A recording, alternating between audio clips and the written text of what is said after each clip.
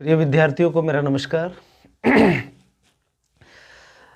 आज हम बिल्कुल आपके लिए नई प्रश्नावली और वो वैदिक गणित है। और वैदिक गणित मेरा मानना है कि आपको बिल्कुल 5 के 5 अंक आपकी जेब में बिल्कुल आने वाले हैं। उसके लिए हम जिस प्रकार आपको बताएं उस प्रकार आप बिल्कुल वैदिक गणित को लाइन टू लाइन आप समझते चलें। मैं गारंटी से बता रहा हूँ 5 के 5 अंक आपकी जेब में आने वाले हैं। जैसा कि वैदिक गणित के लिए हमने ओपी सर हैं जो बिल्कुल वैदिक गणित के एक्सपर्ट हैं, उनको आपके बीच में रखा है। चूँकि आपको पता है कि मेरा गला बिल्कुल 15-20 दिन से ख़राब चल रहा है और अभी तक भी ख़राब ही है, तो आपका समय बचे इसलिए हमने एक्सपर्ट सर को बुलाया है। और पूरी वैदिक गणित अगले 4 दिन में, बिल्कुल अगले 4 दिन में आप बिल्कुल सीखोगे और बिंदु बाय बिंदु, यानी बिल्कुल स्टेप बाय स्टेप वो आपको बिल्कुल छोटी छोटी बारीकियों से अध्ययन कराते हुए आपको इस प्रश्नावली तक ले चलेंगे। पूरी प्रश्नावली पूरा का पूरा 4 भागों का कारवा वो आपके लिए बिल्कुल बहुत अच्छे से बनाएंगे, ठीक है। और पहली बात ये है कि 5 अंक के लिए आपके जो नए पैटर्न में जो वैदिक गणित का जो प्रश्न आने वाला है वो पहला ही प्रश्न होगा, पहले प्रश्न का पहला, क्योंकि पहले प्रश्न में 10 प्रश्न हैं और 10 ऑब्जेक्टिव वाले हैं। तो पहले प्रश्न में पहला ही प्रश्न होगा वैदिक गणित का, और दूसरे प्रश्न का दूसरा प्रश्न और तीसरा, पहला दूसरा और तीसरा प्रश्न आपके वैदिक गणित का ही होगा। 1-1 अंक के 3 प्रश्न होंगे। और जो आपके जैसे ही आपके 2 नंबर का प्रश्न शुरू होता है, 2 नंबर से लेकर और 11 नंबर तक आपके 1-1 नंबर के ही हैं। और 12वां जो क्वेश्चन होगा वो भी वैदिक गणित का ही होगा और वो कितने अंक का होगा, 2 अंक के होगा। तो आपके बिल्कुल अंकों की गणित आपको समझ आ गई होगी। पहले का पहला वैदिक गणित का 1 नंबर का, दूसरा प्रश्न, तीसरा प्रश्न 1-1 नंबर के 3 नंबर हो गए। और प्रश्न नंबर 12 एज इट इज, प्रश्न नंबर 12 पे आपको वैदिक गणित का और 2 अंक का प्रश्न वहाँ पर मिलेगा। तो शुरू करते हैं आप ओपी सर के साथ। आज हम पढ़ रहे हैं वैदिक गणित, ठीक है। वैदिक गणित जो हमारे नए पाठ्यक्रम के अनुसार है वो 5 अंक की है, ठीक है, जिसमें 1-1 अंक के 3 क्वेश्चन आएंगे और 1 क्वेश्चन आएगा वो 2 अंक आएगा, ठीक है। वैदिक गणित हमारे सिलेबस में, ये वैदिक गणित अपन पढ़ क्यों रहे हैं, आखिरकार गवर्नमेंट ने ये वैदिक गणित जो प्रश्नावली 1 है ये लागू क्यों की गई, तो इसके पीछे भी कारण है। क्योंकि वैदिक गणित को अगर अपन इसका फुल फॉर्म जाने तो वैदिक गणित, वैदिक यानी कि वेदों के अनुसार स्टार्ट किए। अब वैदिक गणित के पीछे उद्देश्य क्या है कि इसमें ज़्यादा तो है नहीं, जोड़ है, बाकी है, गुणा है, भाग है, वर्ग है, घन है, घनमूल। तो आखिरकार अपन ये वर्ग, जोड़, बाकी, गुणा, भाग ये आके 10वीं क्लास में क्यों पढ़े, तो इसके पीछे कारण है कि 10वीं क्लास में जो जोड़, बाकी, गुणा, भाग पढ़ रहे हैं उसके पीछे कि उसमें कोई भी त्रुटि नहीं हो। जो अपन गणित पढ़ रहे हैं जोड़, बाकी, गुणा, भाग, उसमें किसी प्रकार की त्रुटि नहीं हो और समय से पहले, यानी कि जो समय मिलना चाहिए अपन को उससे भी पहले, उससे पहले अपन क्या कर दे, उसको सरल कर दे। यानी कि बिना पेन चलाएं अगर अपन मौखिक रूप से सरल करते हैं तो उसी को बोलते हैं वैदिक गणित। तो सबसे पहले वैदिक गणित में अपने आता है निखिलम विधि द्वारा भाग। अब जो निखिलम विधि है इसके द्वारा अपन भाग करते हैं, जोड़ करते हैं, गुणा करते हैं और वर्ग भी ज्ञात करते हैं। तो सबसे पहले जो अपन सीखेंगे हमारे सिलेबस में जो प्रश्नावली 1 है उसमें निखिलम विधि द्वारा भाग।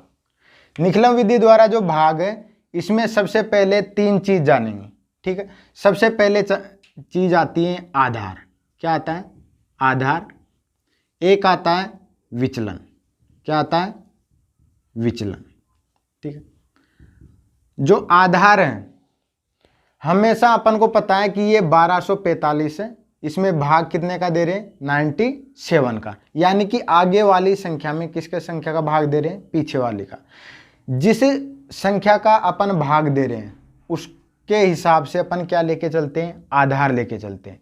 जिस भी संख्या का अपन भाग दे रहे हैं वो क्या लेके चलते हैं? उसके हिसाब से आधार। अब आधार क्या होता है कि ये 97 है, तो इसी संख्या को अपन ने वैदिक गणित क्या कहती है कि अपन किसी भी संख्या को गुणा करना। जैसे अपन को 12 गुणा 13 करना है, तो ये थोड़ा अपन को कैलकुलेशन करनी पड़ती है। जबकि अपन को जैसे 12 गुणा 10 करते हैं तो सीधे सीधे अपन बना देते हैं 120। तो ये क्या होता है कि अपन को 10 से गुणा कर दो, 100 से गुणा करते हैं, 1000 से गुणा करते हैं या 10,000 से गुणा करते हैं, तो गुणा करना क्या होता है, आसान। तो हमारा वैदिक गणित यही कहता है कि किसी भी जोड़ बाकी गुणा भाग को क्या बनाओ, आसान बनाओ और कर दो। तो इसलिए अपन जो आधार मानते हैं या तो 10 मानते हैं या 100 मानते हैं या 1000 मानते हैं। अब अपन 97 है तो इसके पास वाली संख्या कौन आ गई, 100। अगर 10 के पास वाली संख्या है तो 10 मानेंगे और 1000 के पास है तो कौन सी मानेंगे, 1000 मानेंगे। ठीक है, तो सबसे पहले अपन कितना मान लिया, आधार कितना आ गया इसका, 100 आ गया। आधार कितना आ गया, 100 आ गया। अब आधार 100 आ गया। आधार 100 क्यों आया, क्योंकि ये 97 के पास वाली संख्या है। इसके बाद देखेंगे अपन विचलन। विचलन क्या होता है कि विचलन जो है कि अपनी जो संख्या है, अपनी जो संख्या इस आधार से कितनी कम है या कितनी ज़्यादा है, वो क्या कहलाता है, विचलन कहलाता है।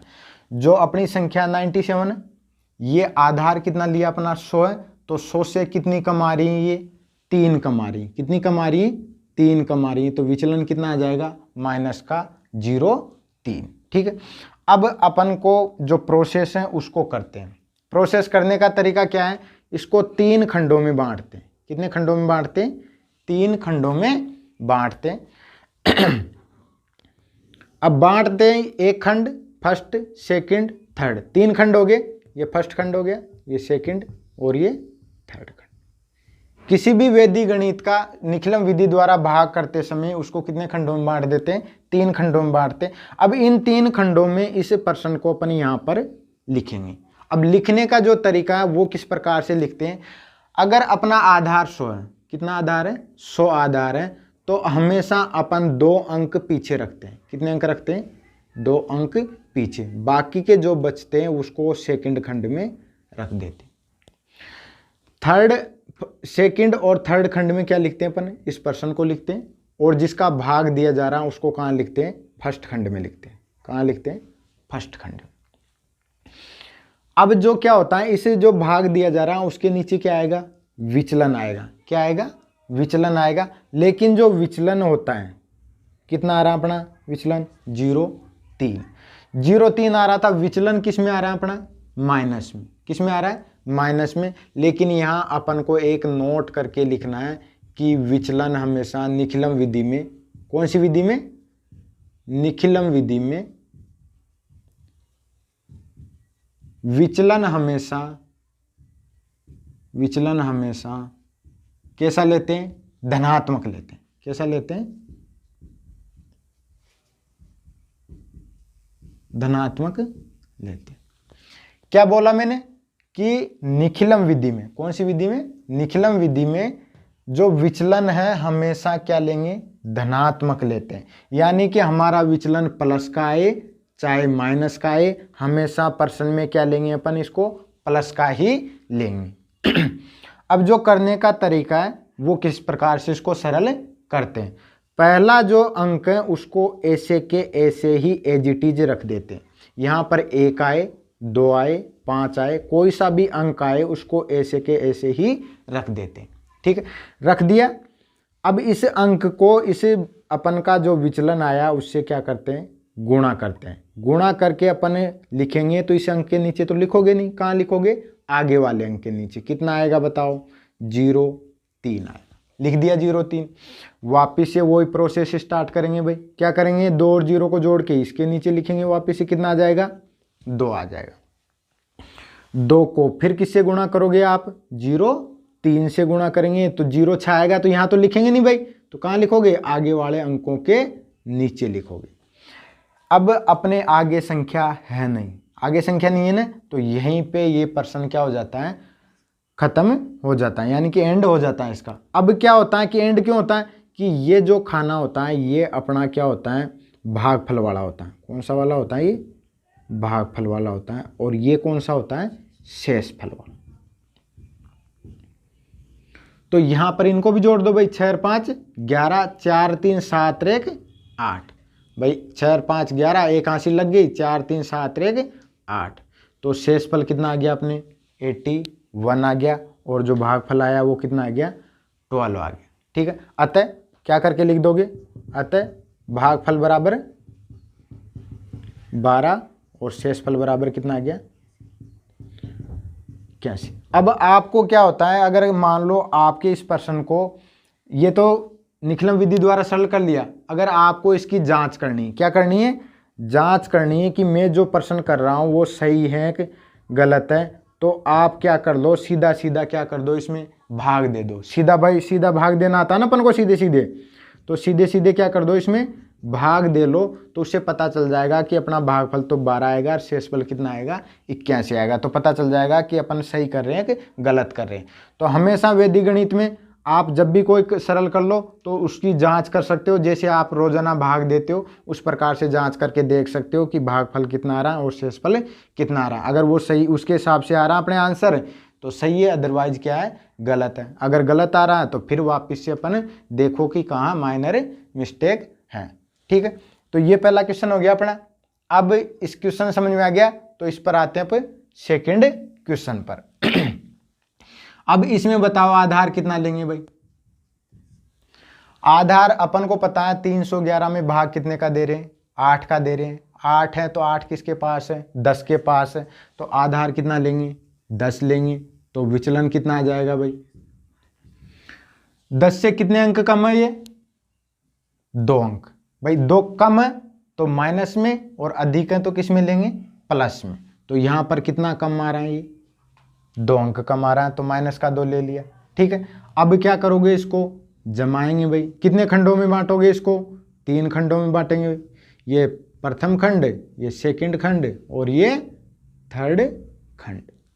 ठीक है, अब जमाएंगे तो हमेशा अगर आधार में 10 है तो पीछे अंक 1 रखते हैं, अगर आधार 100 है तो पीछे कितने अंक रखेंगे, 2 अंक रखेंगे। अगर आधार 1000 है तो पीछे कितने अंक रखेंगे, 3 अंक। ये नियम है। तो आधार में 10 है तो पीछे कितने अंक रखेंगे, इसमें से 1 अंक रख देंगे। शेष जो अंक है वो कितने, कौन से खंड में रखेंगे अपन, सेकंड खंड में। यहां पर पहले खंड में अपन ने बताया था, यहां पर क्या लिखते हैं अपन, संख्या लिखते हैं जिसका अपन भाग दे रहे हैं, और यहां पर क्या लिखेंगे, इसका विचलन लिखेंगे। विचलन अपना माइनस का 2 आया, लेकिन अपन ने किसका लिखा, प्लस का 2 लिखा। इसके पीछे कारण है कि आपको ये लाइन याद रखनी है नोट करके कि निखिलम विधि में विचलन हमेशा धनात्मक लेते हैं। ये आपको बार बार याद रखना, जब भी निखिलम विधि का भाग करो आपको याद आ जाना चाहिए कि विचलन किस में लेते हैं अपन, धनात्मक लेते हैं। सेम जो यहाँ पे किया था अपन ने, सेम का सेम यहीं पे भी वो ही करेंगे। कैसे, वही पहला अंक ऐसे कैसे उतारेंगे भाई, उतार लिया, फिर क्या करोगे, इसको इससे गुणा करेंगे। भाई पहला काम क्या था, इसको ऐसे से लिख दिया, फिर अपना देखो विचलन काम नहीं आ रहा है तो विचलन भी काम लेते हैं। हर संख्या यहाँ पर जो भी लिखी है काम आ रही है, तो इस 3 को किससे गुणा करोगे, 2 से गुणा करेंगे। 3 दूनी 6 आएगा, तो 6 यहाँ तो लिखोगे नहीं, मैंने एरो बना दिया, कहाँ लिखोगे, अगली संख्या के नीचे। गणित क्या कहती है कि संख्या के नीचे संख्या जमाना चाहिए, ऐसे नहीं आप बीच में लिख दो, यहाँ लिख दो, यहाँ लिख दो, ये ऐसे नहीं। तो आप 3 दूनी कितना आएगा, 6 आएगा। फिर 6 कर दिया, वापिस से भाई ये काम पूरा हो गया, वापिस से इसको वही करेंगे, 6 रह के 7 हो गया। फिर 7 को वही भाई इससे गुणा करके लिख दिया था ना अपन ने, तो अब इससे 7 दूनी 14, तो यहाँ कितना लिख दोगे, 14। अब हो गया, यहाँ आगे संख्या है ही नहीं तो यहीं पे क्या हो गया, ये प्रश्न खत्म हो गया। तो 14 रे कितना होता है, 15। 14 रे कितना होता है, 15। अब सुनो मेरी बात, यहाँ पे अपना जो भागफल आया वो तो 37 आया और शेषफल कितना आया, 15।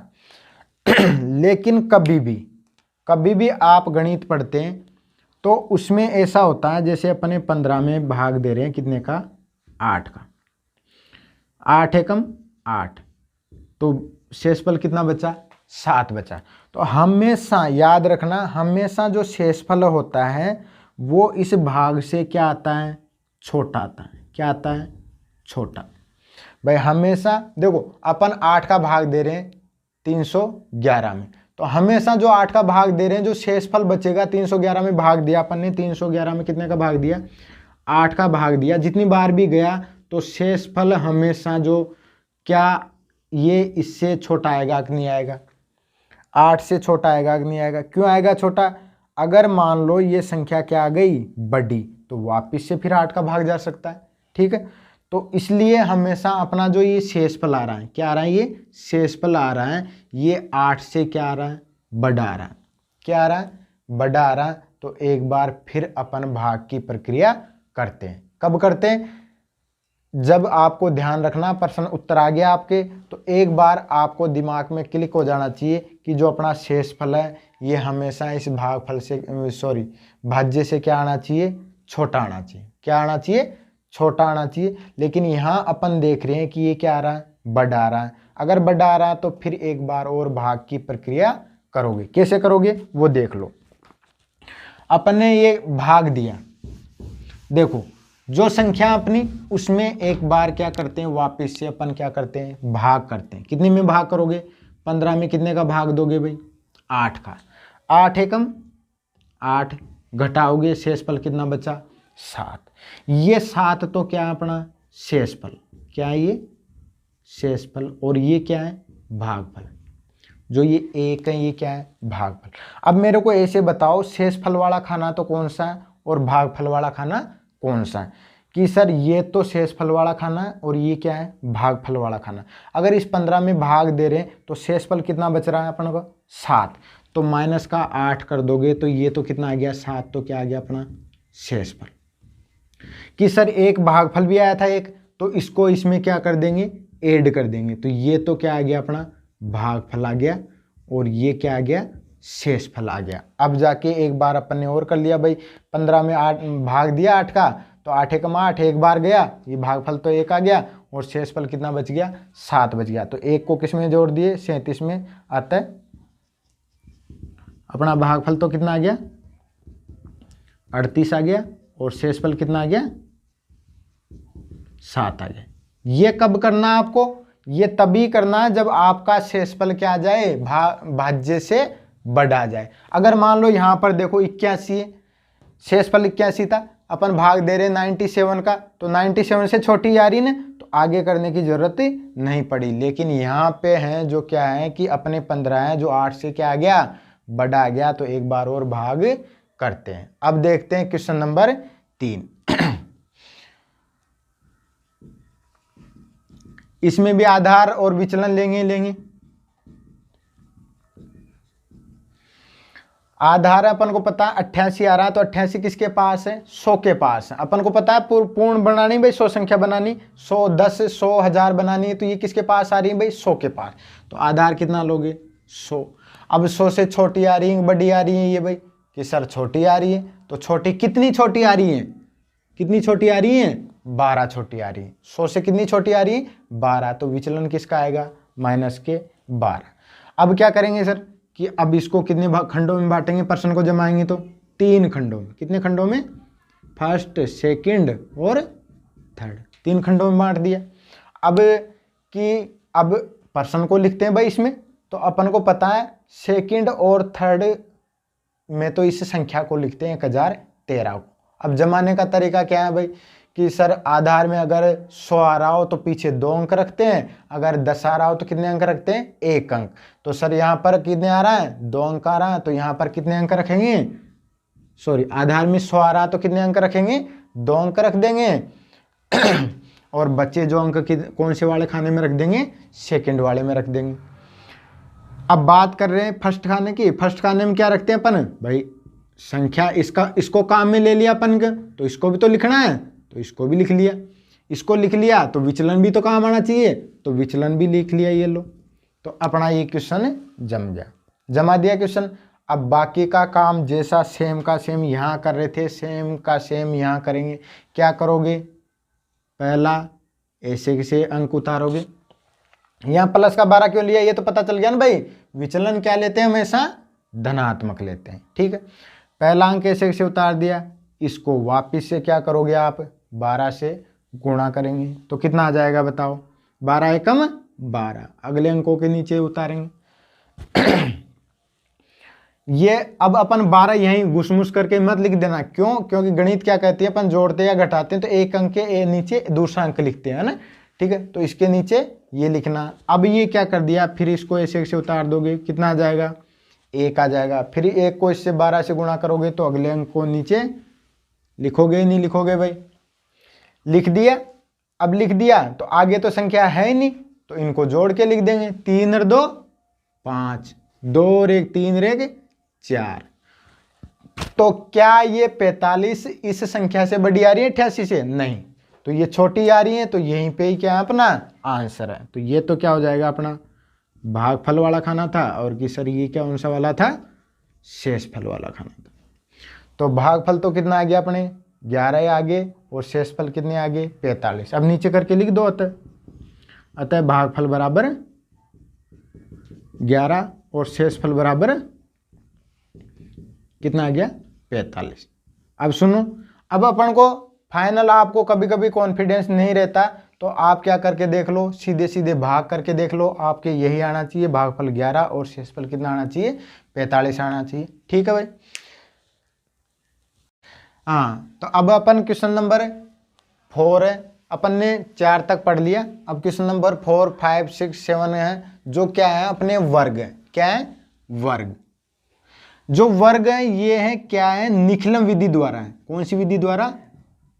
निखिलम विधि द्वारा। कौन सी विधि द्वारा? निखिलम विधि द्वारा। अब ये निखिलम विधि जहां पे भी आ जाए आपके गणित में तो समझ लेना यहाँ पर क्या लेना, आपको आधार लेना और क्या लेना, विचलन लेना, और उपाधार अंक भी आएगा, वो आगे बताएंगे, ठीक है। जहां पे भी निखिलम विधि का नाम आ जाए आपको अपने आप दिमाग में चलाना है कि यहाँ पर क्या किसकी बात हो रही है, आधार की बात हो रही है, और किसकी बात हो रही है, विचलन की बात हो रही है। तो सबसे पहले जो अपन पढ़ेंगे ये 103 का क्या पढ़ेंगे, वर्ग ज्ञात करना सीखेंगे। तो 103 का वर्ग ज्ञात करने से पहले इसके बारे में क्या बात करेंगे भाई, आधार के बारे में बात करेंगे, और किसके बारे में बात करेंगे, विचलन के बारे में बात करेंगे। अब ऐसे बताओ मेरे को भाई, आधार 103 है तो बताओ कितना लेंगे अपन, आधार कितना, सॉरी 103 संख्या अपनी, तो आधार कितना लेंगे, 100 के आसपास है कि नहीं है, तो अपन को 10 लेना है या 100 लेना है या 1000 लेना, तो ये 100 के आसपास है तो आधार कितना मान लिया, 100 मान लिया। अब ऐसे बताओ ये विचलन है अपना, कितने अंक अधिक आ रहा है कम आ रहा है, अधिक आ रहा है सर 103 है, 100 से बड़ी होती तो बड़ी है, तो कितनी बड़ी है, कितनी बड़ी है 0.3 बड़ी है, ठीक है। तो प्लस का लेंगे, अगर छोटी हो रही है तो किसका लेंगे अपन, माइनस का लेंगे। ये दो चीज तो अपने समझ में आ गई कि सर आधार तो 100 होएगा इसमें, और विचलन प्लस का 0.3 होएगा। 0.3 ही क्यों नहीं लिखा, इसके भी पीछे भी कारण है, क्योंकि अगर आधार में 2 अंक है तो पीछे कितने अंक होने चाहिए, विचलन में भी 2 अंक होने चाहिए। अगर आधार में 1 अंक है तो विचलन भी कितने अंक का होना चाहिए, 1 अंक का, ठीक है भाई। अब इसका आपको सूत्र याद रखना है, क्या याद रखना है, सूत्र याद रखना है, संख्या प्लस का विचलन और विचलन का स्क्वायर। यहां एक बार और लिख देता हूं मैं, कितने खंड बनेंगे यहाँ पर, 2 खंड। कि सर हम कैसे याद रखें 2 खंड बनेंगे, आपको वर्ग है तो वर्ग का मतलब होता है घात 2। किसी भी संख्या की घात कितनी होती है, 2 घात है, इसका मतलब है इसके खंड भी कितने बनेंगे, 2 खंड बनेंगे। आपको याद रखना है घात कितनी है, वर्ग यानी होता है घात 2, और घात 2 आ रहा है, 2 आ रहा है, इसका मतलब खंड भी कितने बनेंगे, इसमें 2 बनेंगे। अब 2 बनेंगे अपने, खंड 2 बन गए, तो खंड 2 बन गए तो ये बना दिए भाई खंड 1 और ये खंड 2। तो पहले वाले खंड में क्या आएगा, संख्या प्लस क्या आएगा, विचलन, संख्या प्लस क्या आएगा, विचलन, और ये विचलन का क्या आ जाएगा, स्क्वायर आएगा, नहीं आएगा, ठीक है। पहले खंड में ये करोगे, दूसरे खंड में ये करोगे। भाई अपनी जो संख्या है वो कितनी है भाई, जो संख्या प्रश्न में दे रखी है वो संख्या कहलाती है, और जो अपन निकाल रहे हैं वो क्या कहलाता है, आधार। तो संख्या बताओ कितनी है यहाँ पर, कि सर संख्या तो 103 है, और बताओ भाई विचलन कितना है, तो प्लस का चिन्ह आ रहा है, तो प्लस का कितना लगा दो, 0.3 लगा दो। पहला खंड कंप्लीट हो गया कि नहीं हुआ। दूसरा खंड कितना आ जाएगा भाई, सर विचलन का क्या हो रहा है, स्क्वायर हो रहा है, तो विचलन की जगह 0.3 लगा दिया और उसका क्या कर दिया, स्क्वायर कर दिया। अब इन दोनों को जोड़ोगे कि नहीं जोड़ोगे, कितना आ जाएगा, 106 हो जाएगा, और ये कितना आ जाएगा, 0.9। अब यहाँ पे जब भी ये कंप्लीट हो गया कि अब कुछ भी नहीं करना अपन को इस क्वेश्चन में, तो यहाँ पे आके रुक जाओ, रुक के देखो कि हमेशा याद रखना, हमेशा अगर पीछे आधार में 100 है तो पीछे 2 अंक होना चाहिए, आधार में 10 है तो पीछे कितना अंक होना चाहिए, 1 अंक होना चाहिए। तो यहाँ पर पहले से ही कितने अंक आ रहे हैं, 2 अंक आ रहे हैं। कितने अंक आ रहे हैं, 2 अंक आ रहे हैं। तो क्या अपन को यहाँ कोई संख्या लानी या नहीं लेनी, क्या नहीं, क्योंकि यहाँ आधार में 100 है तो पहले से कितने अंक आ रहे हैं, 2 अंक। तो इसको मिटा दो, सीधा सीधा आंसर हो जाएगा, ये क्या हो जाएगा, आपके आंसर हो जाएगा। ये क्या हो जाएगा, आपके आंसर हो जाएगा, कितना हो जाएगा, 10,609 क्या हो जाएगा, 103 का क्या हो जाएगा, वर्ग। अब सर की हमें तो क्या पता आंसर आ रहा जो गलत है सही है, तो आप क्या कर लो, सीधा सीधा वर्ग का मतलब कि अपन जो रोजाना करते हैं वैसे कर लो। 103 का क्या करना है, वर्ग करना है, तो 103 गुणा कितना कर लो, 103 कर लेंगे। तो ये भी करने पर कितना आना चाहिए, 10,609 आ रहा है। अगर इसका आंसर अलग अलग आ रहा है, इसका मतलब कहीं ना कहीं आप इसमें गलती कर रहे हो, और गलती कर रहे हो तो कहाँ गलत कर रहे हो उसको देखो और उसको ठीक कर लो। तो आपको इससे क्या बढ़ेगा, कॉन्फिडेंस भी बढ़ेगा कि हाँ जो अपन ने किया है बिल्कुल ही सही है। अदरवाइज क्या, अगर मैच नहीं कर रहा तो कि गलत है तो पता चल गया। तो वैदिक गणित एक ऐसी सब्जेक्ट है जिससे आप उसका आंसर का भी पता रहता है, आपको प्रश्न कर रहे हैं वो आंसर आ रहा है तो उस आंसर का पता रहता है कि यही आएगा कोई और आएगा, तो आंसर भी आप पता कर सकते हो, मतलब जांच कर सकते हो। ये क्वेश्चन हो गया कंप्लीट। अब दूसरे पे आते हैं भाई। संख्या अपनी 95, तो आधार कितना मानोगे बताओ, किसके पास आ रही है, 100 के पास आ रही नहीं आ रही, तो आधार कितना मानोगे, 100 मानेंगे। तो विचलन कितना आएगा भाई, विचलन बताओ, अपनी संख्या है, अपनी वाली कौन है, संख्या है, तो अपने बारे में सोचना है कि अपनी वाली संख्या छोटी आ रही है बड़ी आ रही। तो ये जो अपनी संख्या है ये आधार से क्या आ रही है, छोटी आ रही है। क्या आ रही है, छोटी। कितनी छोटी आ रही है, 5 अंक छोटी आ रही। अगर 5 अंक छोटी आ रही है तो माइनस में लिख दो, और बड़ी आ रही है तो किस में आएगा विचलन, प्लस में आएगा। तो यहाँ विचलन कितना आएगा, माइनस के 5 लिख दो, या सीधा सीधा कितना लिख दो, माइनस के 5 लिख दो। हो गया। अब क्या करोगे, पहला खंड और दूसरा खंड, भाई आधार और विचलन पता चल गया अपन को, तो अब दूसरी चीज पे आता है, कितने खंडों में बांट दिया इसको, 2 खंडों में बांट दिया। भाई पहले वाले खंड में संख्या प्लस क्या आता है, विचलन आता है, संख्या प्लस विचलन आता है, और दूसरे वाले खंड में क्या हो जाता है, विचलन का स्क्वायर हो जाता है। अब संख्या कितनी है अपनी, 95, विचलन कितना आया, माइनस के 5। अब यहां पर देखो कि माइनस के 5 आ रहा है, प्लस का विचलन हो रहा है ना, तो विचलन प्लस का आ रहा है तो प्लस का लिखो, और माइनस का आ रहा तो माइनस का 5 लिख दो। हो गया। आइए माइनस का 5 का स्क्वायर। अब सरल करेंगे अपन, तो 95 से 5 गए तो कितना बचा, 90। याद रखो किसी भी माइनस की संख्या का वर्ग हो रहा है तो हमेशा उसका उत्तर किसका आता है, प्लस का आता है। तो ये प्लस के कितने हो जाएंगे, 25। यहां पे आके रुक जाओ, पीछे कितने अंक रखने अपन को, आधार 100 आ रहा तो 2 अंक रखने, 2 अंक आ रहे। तो अब ये क्या कर दो, अपने ये पहला खंड और दूसरा खंड को एक जगह कर दो, और क्या आ जाएगा, अपने आंसर आ जाएगा। तो 95 का वर्ग कितना होता है, 9025। अब इसमें भी वही है, आपको पता है कि इसका आंसर सही है गलत है, तो क्या जांच कर लो आप, 95 गुणा 95 कर लो, 2 बार गुणा करके देख लो, तो ये 9025 ही आना चाहिए। अदरवाइज ये नहीं आ रहा तो आपका क्या है, गलत है। गलत है तो क्या है, चेक करो कहाँ गलती की है और उसको ठीक करो। आते हैं क्वेश्चन नंबर 6 पर।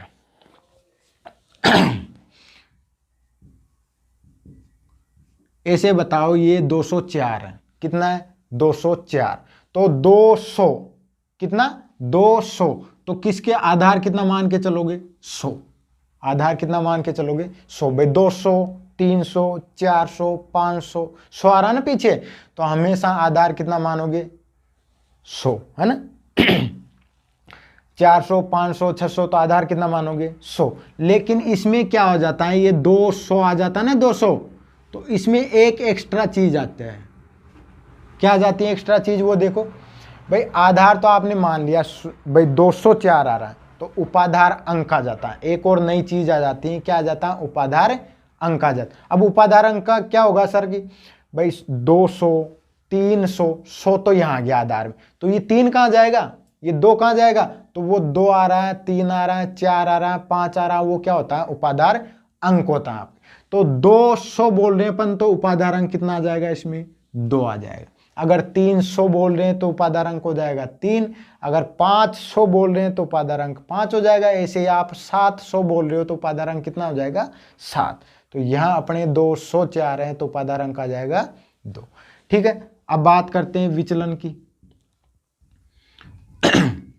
बताओ विचलन कितना आएगा, 204, 200 तक था, ये दोनों काम आ गए ना 200 में, तो अब बच्ची जो संख्या क्या आएगी, विचलन आएगी। भाई 200 काम आ गया तो बच्चा कितना, 4, कितना बचा, 4, 4 204 से अधिक आ रहा ना, तो कितना बच जाएगा, प्लस के 4 आ जाएगा। अब इसका सूत्र लिखते हैं भाई,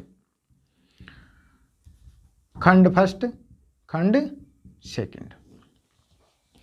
इसका जो सूत्र होता है, इसमें एक्स्ट्रा चीज आ गई, एक क्या आ गई, एक एक्स्ट्रा चीज आ गई। वो क्या आ गई, अपने उपाधार अंक आया। क्या आया, उपाधार अंक आ गया। तो अपने खंड वही बनेंगे, सेम का सेम, थोड़ा सा अपने चेंजेज आ जाएगा। ये क्या लिखोगे, संख्या प्लस विचलन, ये होता है भाई, और विचलन का स्क्वायर। लेकिन कि सर इसमें एक उपाधार अंक एक्स्ट्रा आ गया, इन क्वेश्चनों से क्या आ गया, उपाधार अंक क्या आ गया, अलग आ गया। तो इसका मतलब ये आ गया उपाधार अंक, तो यह भी कहीं न कहीं काम आएगा। कहाँ काम आएगा, यहाँ उपाधार अंक से क्या हो जाता है, ये गुणा हो जाता है। क्या हो जाता है, आगे वाली संख्या, पहला खंड क्या हो जाता है, उपाधार अंक से गुणा हो जाता है, बस, और कुछ भी चेंजेज नहीं है। यहां मान रख देंगे, उपाधार अंक की जगह कितना लिखूं बताओ, 2 गुणा, ब्रैकेट स्टार्ट करो, संख्या की जगह कितना लिखूंगा, 204, प्लस विचलन की जगह 4। विचलन कितना होता है, 4 का स्क्वायर कर देंगे भाई, सेम का सेम है, कुछ भी अंतर नहीं है। केवल और केवल उपाधार अंक से क्या करना है, यहाँ पर गुणा करना है। ये गुणा कब करते हैं, जब 200 आ जाए, 300, 400 ऐसे आ जाए, तो क्या करते हैं अपन, उपाधार अंक लेते हैं। कब नहीं लेते, जब ये 100 के पास में, यहाँ तो कोई भी नहीं आ रहा है ना। ठीक है, तो ये कितना हो जाएगा, 2 गुणा 204, और 4 कितना आ जाएगा, 208 आ जाएगा। और 4 का वर्ग कितना होता है भाई, 4 का वर्ग 8 मत कर देना यहाँ पर, 4 दूनी 8 नहीं, 4 गुणा 4 कितना हो जाएगा, 16। 208 को 2 से गुणा करोगे तो कितना आएगा 416 और 16। अब आगे क्या सरल करना है क्या इसको, नहीं। तो अब यहाँ पे आके रुक जाओ और देखो कि पीछे अंक कितने आने चाहिए। आधार 100 है तो पीछे अंक आने चाहिए 2, आधार 10 है तो कितने आने चाहिए 1। तो यहाँ सही है भाई, आधार 2 है तो ठीक है, तो सीधे सीधे लिख दो, ये क्या आ जाएगा, अपना आंसर आ जाएगा। फिर वही बात कह रहा हूँ मैं, अगर आपको जांच करना है तो 204 गुणा 204 करके देख लो, अपना आंसर सही है कि गलत है। ठीक है भाई, ये हो गया। अब आते हैं अगले वाले क्वेश्चन पे।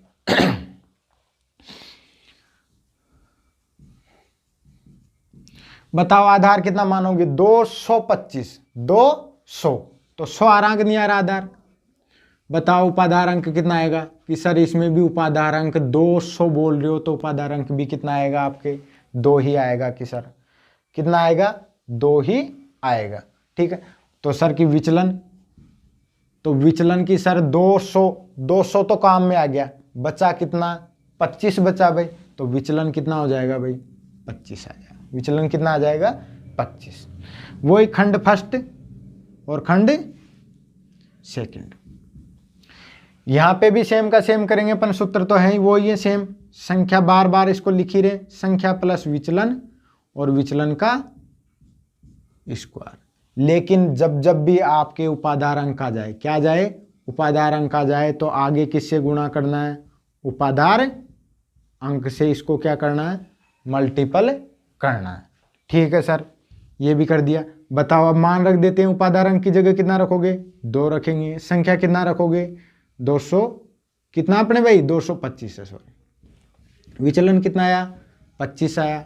विचलन का स्क्वायर मतलब 25 का स्क्वायर करें। भाई मैंने कुछ भी नहीं किया, इसमें जमाया बस, ये जो दे रखे हैं उनकी जगह इनके मान लिख दिए। विचलन की जगह 25 लिख दिया, विचलन 25, संख्या कितनी है 225, उपाधार अंक कितना है 2।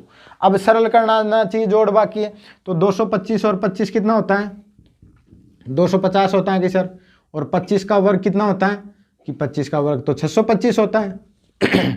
अब ये 250 हो गया तो इसको 2 से गुणा कर दो, कितना आ जाएगा कि सर 500, और ये 625। बार बार मैं कह रहा हूं कि यहाँ पे आके आपको रुक जाना है। क्यों रुकना है कि एक बार जरूर चेक करना है कि पीछे कितने अंक रखेंगे। अब यहाँ पर कि सर आधार में 100 है, यानी कि 2 जीरो है, तो पीछे 2 अंक ही रखेंगे। लेकिन कि सर यहाँ तो कौन आ गया, 3 अंक आ गया, तो इस 3 का क्या करें भाई, कहाँ भगाएं इसको, कि अगर यहाँ पर कितने अंक आ गए, 3 अंक आ गए, तो इसका क्या करें, इस अंक का क्या करें भाई। गणित है ना वन, पीछे से पढ़ते हैं, हिंदी नहीं है ये, ऐसे नहीं पढ़ते। गणित को कैसे पढ़ते हैं, ऐसे, इकाई दहाई सैकड़ा। तो इकाई दहाई तो अपन काम में लेंगे भाई, 2 अंक तक ही काम में आएंगे, तीसरा अंक ये सर 6 आ रहा है, इसको कहाँ भगाएं। यही गणित ऐसे पढ़ते हैं पीछे, ये बाएं से दाएं, ये सॉरी दाएं से बाएं। तो ये अपने 2 अंक तो काम आ गया, ये सर ये तीसरा अंक का क्या करें। तो अपन को ये 2 अंक ही क्यों काम में ले रहे हैं, क्योंकि सर आधार में 2 जीरो है, इसलिए पीछे 2 अंक रखेंगे। अगर आधार में 1 जीरो है तो पीछे 1 अंक रखेंगे कि सर ये आधार, अब ये 1 अंक आ रहा है तो इसको आगे भगा दो भाई की, और तो क्या करें। तो ये आगे जाके क्या हो जाएगा, जुड़ जाएगा, तो कितना आएगा भाई 506 आ जाएगा। और यहाँ कितने बचेंगे, 2 अंक ही बचेंगे। अब 2 अंक बच गए तो ठीक है, अब हटा दो भाई, अब सही है। तो आंसर कितना आ जाएगा 50,625। जांच करने का तरीका वही है, 225 को 225 गुणा 225 कर दो, तो आपके क्या आ जाएगा, आंसर आ जाएगा 50,625। ठीक है।